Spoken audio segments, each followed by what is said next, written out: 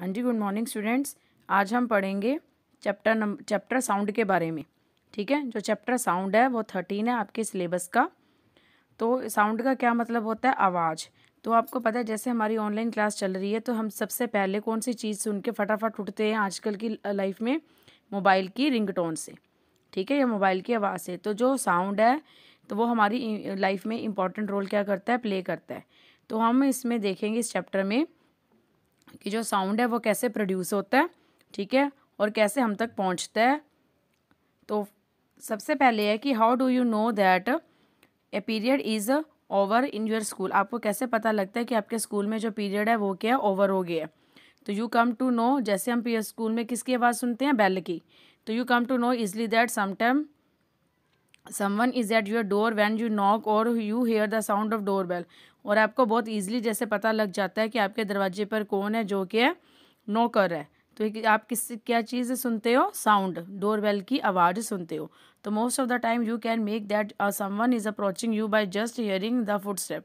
कई बार आपको ये भी पता लग जाता है कि कोई पर्सन आपके पास पहुंच रहा है। उसके कैसे पता लग जाता है? आप जस्ट उसके जो फुट स्टेप है उसको क्या करते हो? सुनते हो। मैं क्या आई थिंक ये सारी चीज़ें आपने अपनी लाइफ में बहुत अच्छे से की है। You might have seen that played a game called hide and seek. आपने जो हमेशा एक जो गेम है हाइड एंड सीक, आप जरूर ये खेलते होंगे। In this game a person is blindfolded and is to catch the remaining players. इसमें जो पर्सन है उसकी आंखों पे पट्टी बंधी होती है और वो बाकी प्लेयर्स को क्या करता है? ढूंढता है। How is blind person able to guess which player is close to.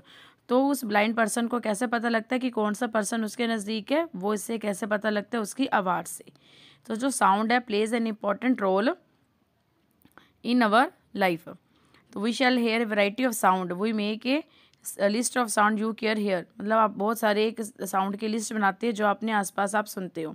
In the music room of your school you hear the sound made by musical instrument like flute, tabla, harmonium. आपने harmonium की, flute की और तबले की आवाज़ सुनी होगी। तो हमने देखना how sound is produce, how it travel from one place to another, how do we hear sound. ठीक है, साउंड कैसे प्रोड्यूस होता है, साउंड कैसे एक जगह से दूसरी जगह से ट्रैवल करता है, और साउंड क्या करता है, कैसे हम तक पहुंचता है।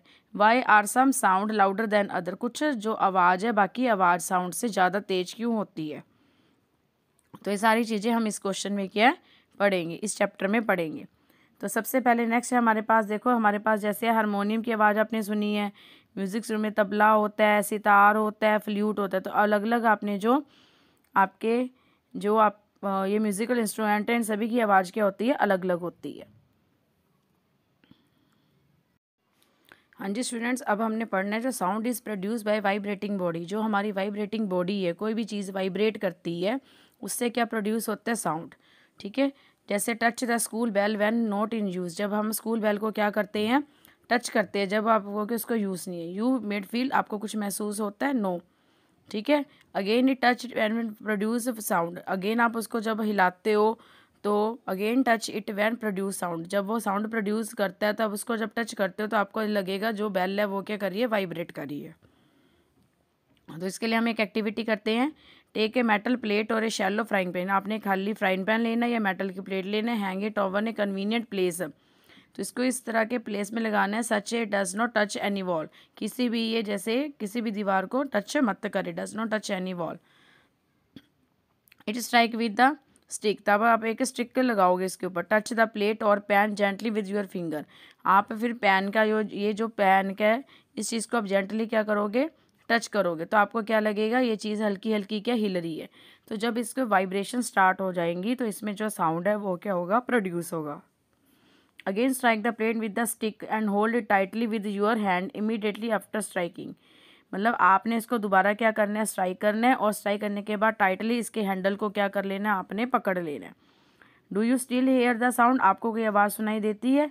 Touch the plate after it stop produce sound. जब आप प्लेट को जब साउंड प्रोड्यूस होना बंद हो जाता है तब आपने क्या करना है? प्लेट को टच करना है। Can you feel the vibrations. आपको जो वाइब्रेशंस है वो जो प्लेट है वो वाइब्रेट करती क्या होगी? नज़र आएगी। ठीक है, तो सेकंड इसलिए एक्टिविटी एक और है। Take a rubber band. आपने क्या लेना है? एक रबर बैंड लेना है। Put it around the longer side of pencil box.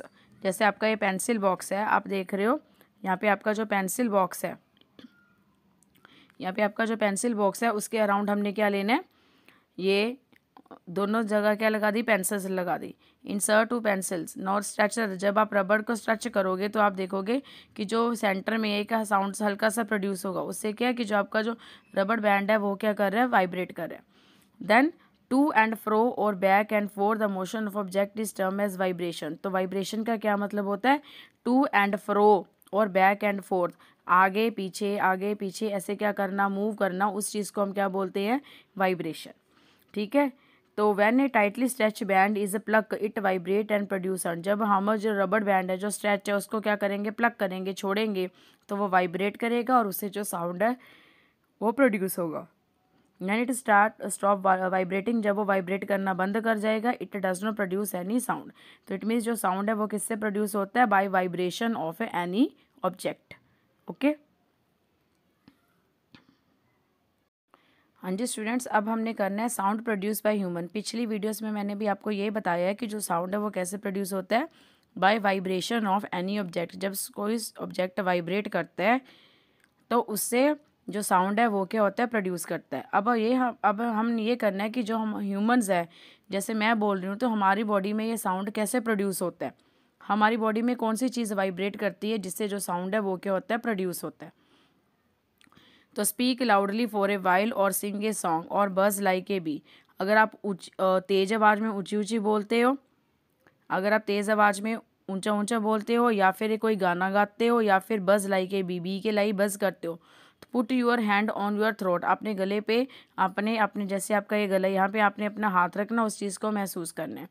Do you feel any vibration. तो आपको कोई वाइब्रेशन क्या महसूस होती है। इन ह्यूमन हमारे में क्या है, जो sound is produce by the voice box और द लायरेंक्स। हमारी बॉडी में जो साउंड है वो कहाँ पे प्रोड्यूस होता है, वॉइस बॉक्स में, या फिर हम इसे क्या बोलते हैं, larynx. Put your finger on the throat. अपने थ्रोट पर आपने फिंगर रखनी है। And find a hard bump that सीज to move when you swallow. ठीक है। तो जब आप क्या करोगे, कोई चीज़ निगलते हो, तो आपको क्या एक बम्प सा चीज़ क्या होती है, महसूस होती है। This part of body is known as voice box. इस चीज़ को हम क्या बोलते हैं, इस चीज़ को हम क्या बोलते हैं, ये जो आप किया हुआ है इस चीज़ को हम क्या बोलते हैं, voice box. It is the upper end of the windpipe. ये हमारी विंड पाइप का सबसे ऊपरला हिस्सा है। Two vocal cords are stretch across the voice box और larynx in such a way that it leave a narrow silt between them for the passage of air। तो आप देखते हैं यहाँ पे दो वोकल कॉर्ड्स है, यहाँ पे एक वोकल कॉर्ड है, यहाँ पे ये दो क्या वोकल कॉर्ड्स है।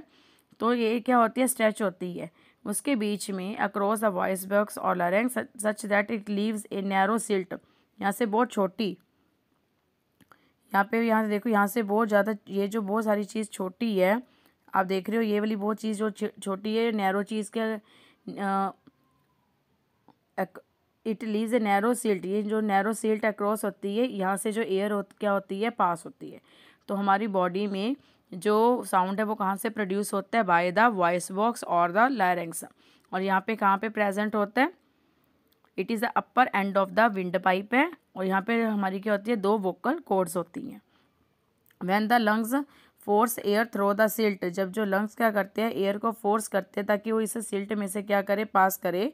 द जो वोकल कॉर्ड्स है, ये वाली वोकल कॉर्ड है और ये वाली जो वोकल कॉर्ड है, ये दोनों क्या करती है, वाइब्रेट करती है, प्रोड्यूसिंग साउंड। और उससे जो साउंड है वो क्या होती है, प्रोड्यूस होता है। Muscle attach to the vocal cord can make the cord tight और लूज। जो यहाँ से मसल्स अटैच होते हैं, यहाँ पे जो मसल्स अटैच होती हैं वो इसको क्या करती है, या तो वोकल कॉर्ड को लूज करती है या फिर टाइट करती है। When the vocal cords are tight and thin, the type or quality of sound voice is different।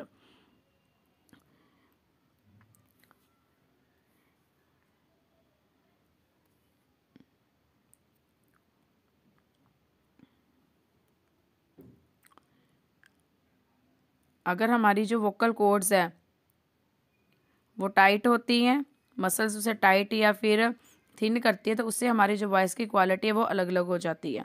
From that when they are loose and thick. तो इससे जो हमारे वोकल कॉर्ड्स है उसका फंक्शन भी अलग अलग हो जाता है।